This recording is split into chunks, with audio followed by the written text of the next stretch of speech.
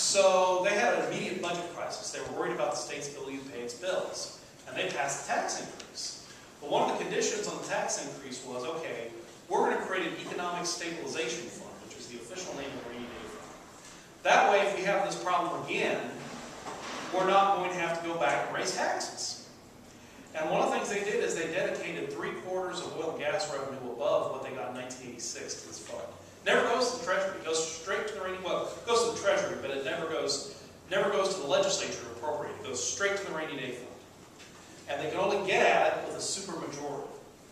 Now, what happened is, because of the situation I described to you earlier, the legislators were trying to figure out how to balance the budget. The base budget, Speaker Strauss and Lieutenant Governor Dave Newhurst issued instructions to the Legislative Budget Board to write a budget that could be paid for completely with existing revenues, with no use of the rainy day fund.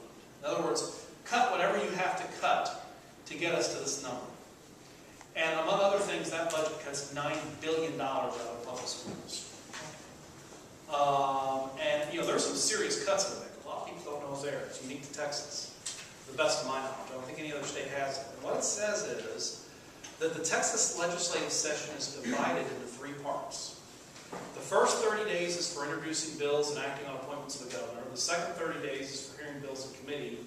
And then after that, it's for any unfinished business.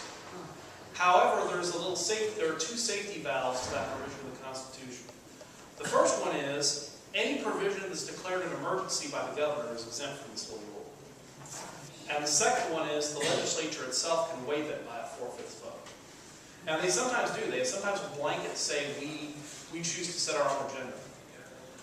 This gives the governor power to signal to the public that these are issues I think are important. The official term in the Constitution is legislative emergency. I kind of think that term is a misnomer, but really what it is priority consideration. Governor Perry, to my knowledge, has named 5 issues that he has submitted, 5 issues that are on the fast track right now. And they've been declared a legislative emergency by Governor Perry. One of them we've already been talking about, which is voter ID. It amazes me how hard that bill is going to pass. Another one is eminent domain reform, which deals with property rights when your property is taken by a governmental entity. Another one is a bill that deals with sonograms.